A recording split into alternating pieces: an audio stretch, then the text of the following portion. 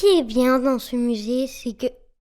Ah, grand-père, viens, on y va. Allez, vite on part, je déteste ça. C'est moche et ça fait plein de caca. C'est la pire bête, c'est horrible, Mais vite. calme-toi, ce pigeon est empaillé, il ne te fera aucun mal.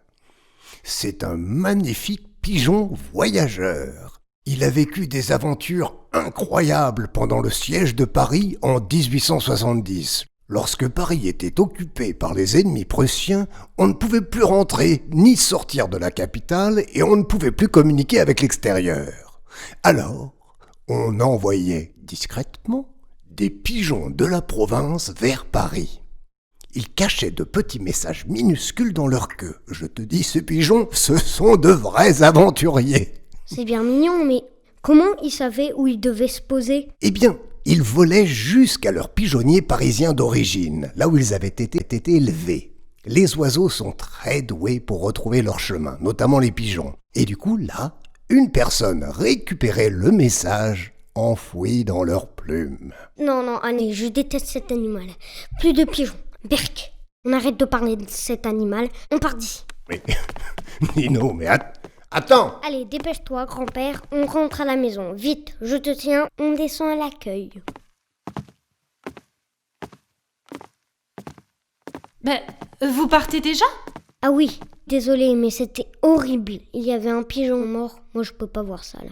Ah, tu as fait la rencontre de Cacahuète. Bah, comment tu le sais qu'il s'appelle Cacahuète ? C'est lui qui me l'a dit. Ah oui, bien sûr, un pigeon mort qui parle. On aura tout vu. Mais figure-toi qu'il n'y a que moi qui ai eu la chance de l'entendre. Personne d'autre. Tu veux peut-être que je te raconte comment ? Mais attention, hein, promis, tu ne te moques pas. Allez, d'accord, raconte-moi. Ça m'intrigue. Eh bien voilà, ça s'est passé l'année dernière. J'avais fait une visite au musée pour un groupe le soir. Et en partant, je m'étais un peu attardée au vestiaire pour récupérer mes affaires. Et quand j'ai voulu sortir du musée, je me suis rendu compte que j'avais été enfermée à l'intérieur. Le gardien avait dû penser que j'étais déjà partie. J'ai commencé à paniquer. Puis je me suis calmée en me disant que c'était l'occasion de voir ce qu'il se passait dans un musée la nuit. C'est magique. Que font les œuvres quand plus personne ne les regarde ? Ah oui, comme Chili Billy, le petit bonhomme qui rôdait dans le frigidaire la nuit. Il apparaît seulement quand le frigo est fermé. Exactement, c'est pareil. Est-ce qu'il y avait un Chili-Billy qui se promenait dans les collections ? Figure-toi qu'au début, j'ai été un peu déçue. Rien ne se passait. J'espérais voir le costume du facteur venir enfourcher le vélo, ou bien la trieuse automatique se mettre en route. Mais rien, pas un mouvement. Jusqu'à ce que j'entende un tout petit sifflement. Cela provenait du pigeon voyageur empaillé que tu viens de voir. Je me suis donc approchée, et là, j'ai vu ses yeux bouger, puis sa tête, ses ailes. Il semblait me faire comprendre qu'il voulait que j'ouvre la vitrine dans laquelle il se trouvait. J'ai donc ouvert la vitrine, et d'un bond, il est sorti pour se poser là, par terre, face à moi. Puis il m'a regardé intensément, a ouvert le bec et a dit « Je m'appelle Cacahuète. Enfin, quelqu'un est là la nuit pour que je lui parle. J'attends ce moment depuis si longtemps. » J'étais estomaquée. Un pigeon qui parle. Un pigeon mort en plus. Je lui ai demandé « Mais pourquoi tu ne prends vie que maintenant ?» Ah, ça c'est de la magie. Je peux m'animer que lorsque le musée est fermé. Et jusqu'à maintenant, il n'y a jamais eu personne à qui j'ai pu parler. Et puis, te voilà enfin. J'étais très honorée d'être la toute première personne à voir le pigeon prendre vie. Puis, il afficha un air grave et me dit « J'attends ce moment depuis si longtemps, car j'ai quelque chose de très important à dire. Mon message, il est encore là, entre mes plumes, extrêmement bien caché. C'est pour cela que personne ne l'a vu. Et depuis 1870, j'attends de pouvoir remplir ma mission, c'est-à-dire livrer mon message. Regarde à l'intérieur de mes plumes, derrière. Tu vas le trouver. Alors, je pris maladroitement l'oiseau entre mes mains, je n'avais jamais tenu de pigeon auparavant, puis j'ai fouillé dans ses plumes. Et là, tout enfoui, je trouvais un tout petit tube, avec à l'intérieur le minuscule message. Alors je le sortis et le déroulai. C'était un long film micro-photographié. Pour le lire, une seule solution. Utiliser la lampe Dubosc. Elle permettait d'agrandir le film micro-photographié et de le projeter sur le mur pour le lire. Je sortis donc la lampe de la vitrine et la mis en marche. Je posai le film devant la lentille agrandissante et projetai le message sur le mur blanc du musée. Et là, les mots qui attendaient depuis si longtemps, cachés dans les plumes de cacahuètes, apparurent. C'était quoi, allez, dis-le-moi. Il était écrit « Mon petit-fils, tu viens de naître et c'est la guerre. Tu es coincé à Paris avec tes parents.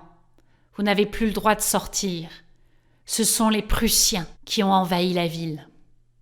Moi, ton grand-père, j'habite à Tours. Je ne peux pas venir te rencontrer.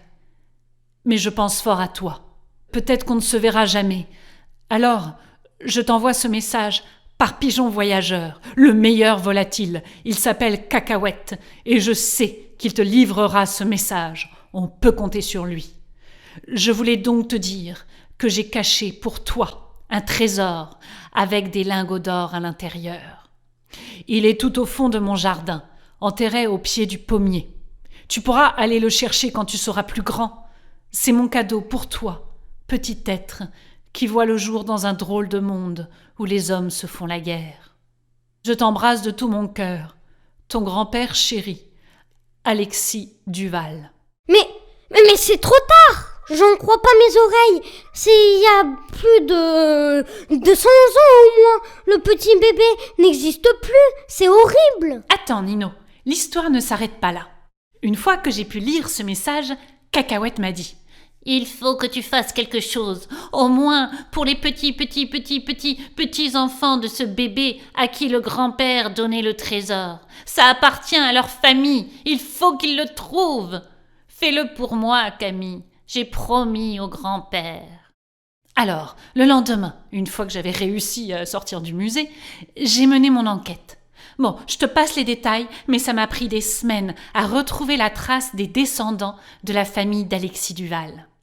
Et enfin, j'ai trouvé l'adresse d'un certain Franck Duval, habitant dans le sud de Paris. Et si je ne m'étais pas trompée, il était l'arrière-petit-fils du petit garçon à qui étaient destinés les lingots d'or. Je suis alors allée chez lui. Il habitait dans un tout petit appartement, avec sa femme et ses 5 enfants. Il semblait très pauvre. Je lui ai raconté toute l'histoire. Il était évidemment émerveillé, surtout que ce fameux Alexis Duval était un héros dans sa famille. C'était le fameux soldat qui s'était battu bravement contre les Prussiens et avait malheureusement péri au combat. Il m'a alors dit qu'il allait se renseigner sur sa maison, son pommier et bien sûr les lingots d'or.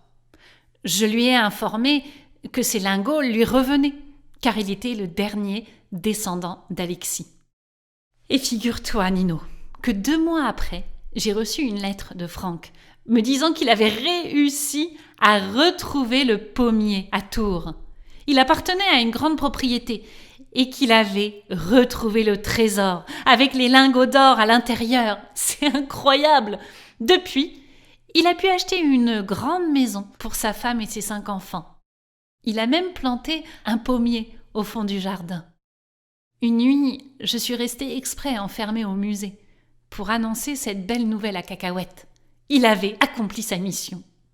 L'héroïque pigeon était si heureux que depuis, il a constamment un petit sourire dans les yeux. Tu devrais aller vérifier et lui dire « Bravo Cacahuète !» Il ne te répondra pas, mais il t'entendra, ça c'est sûr. Oui, vite grand-père, allons féliciter Cacahuète, c'est un héros incroyable. Mais je n'arrive plus à te suivre. Tout à l'heure, tu voulais fuir à tout prix l'oiseau et maintenant tu veux le revoir. Ah Camille, vous êtes une magicienne. Ah non, ce n'est pas moi la magicienne, mais le musée et les 1000 histoires qu'il recèle.